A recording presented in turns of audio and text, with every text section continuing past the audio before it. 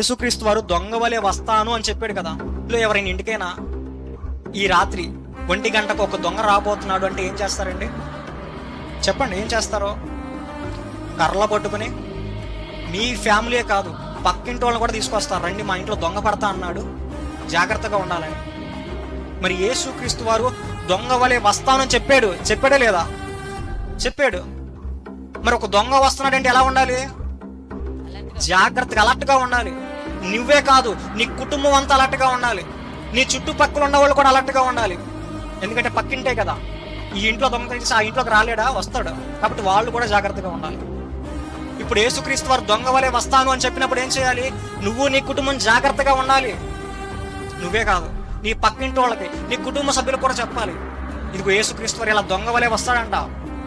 ఏ క్షణం వస్తాడో మనకు తెలియదు. మనమంతా ఏం చేయాలి? సిద్ధపాటే ఉండాలి.